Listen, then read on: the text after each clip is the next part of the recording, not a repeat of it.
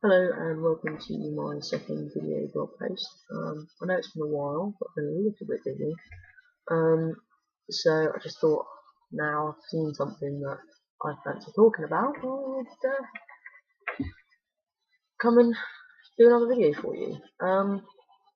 What I wanted to talk about this time around was the issue of whether we should apologise for our history.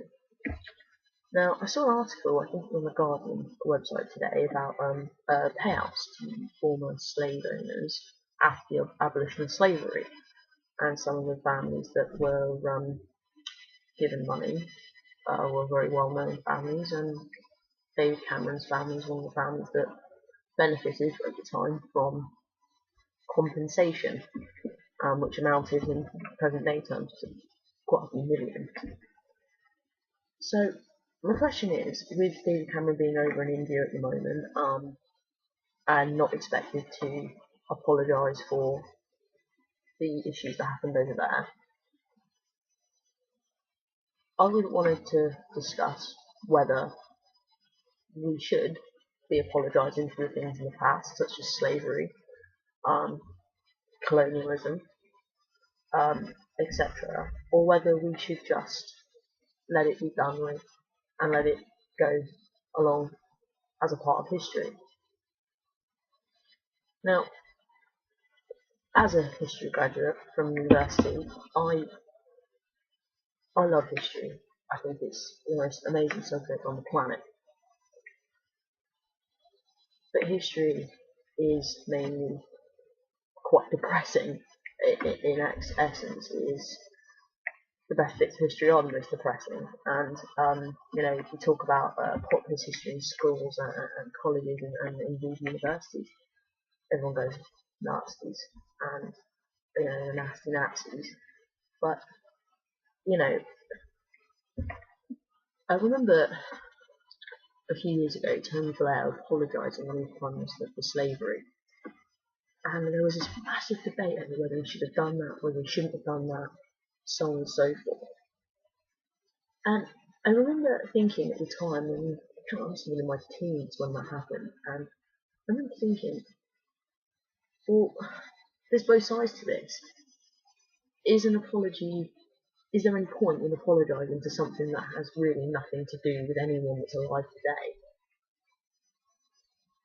None of the people that were involved are alive today, so what does it matter? What does apology matter? But at the same time, in a way, it does affect people living today. I mean, there are people whose ancestors went through that, and all in all, everyone agrees that slavery was a horrible, vile thing, and it was indeed a stain on our history. And so the question is, was it better late than never, or would it have been better just leaving it go? I know in Japan there was an issue in the 1990s, I think it must have been around 95, that a socialist government got elected in Japan, and the Prime Minister apologised for the massacre at Nanking in 1937. And there was an outcry, an absolute outcry in Japan. Well, he should be apologising to them for that. Well, and it caused a bit of a hoo-ha, I suppose. And again, very similar to the sort of interesting kind of thing like what Tony Blair did over slavery. In my opinion, it's better to be late than never. The Germans are always, you hear in everyday culture, and I've seen them. It's not the polite thing to do, but I saw a comment recently on Twitter that it was when Arsenal played Bayern Munich, and there was some banter going on between some Germans and some British people, and it's like, oh, someone said something about the fact that the Germans had beaten us, and someone replied with 2 World Wars and a World Cup, and I hate that comment. I really think that's an appalling comment, because what on earth has the war got to do with football? Nothing. Absolutely nothing. And by my mind, if my history serves me correctly, in the First World War on Christmas Day, the Germans and the Brits who in the trenches played football in no man's land. So actually football united them over Christmas during a war. So really don't bring it just seems to me a bit pointless to bring that into it. However, slightly sidetracked now. So there is two sides to this idea, whether we should apologise or whether we shouldn't apologise. I've always felt that it's better to say, accept what we've done and apologise for it. Because there are people still affected by it, and actually it has had a knock-on effect. It is an absolute stain, slavery and the things that went on over in India and other colonial empires. It is a stain in our history. It's not particularly pleasant part, not something certainly we should be proud of. The Germans have often had the whole Nazi thing thrown back in their faces, but should they be made to be punished for that forever?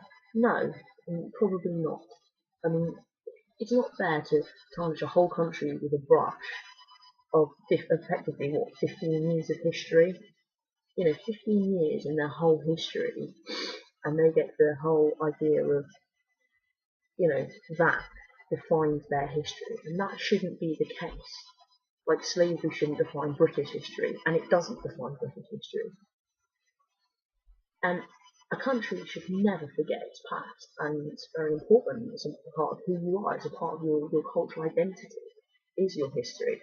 But if we can embrace the fact that we have not so nice things in our history, and be open to that and accept that that is a part of our history, it actually makes us more, I think, open and more kind of, I don't really know what the word is, but I think it shows us off to be better. If we can say, hey, yes, we were involved in slavery, or the Germans say, hey, yeah, we had,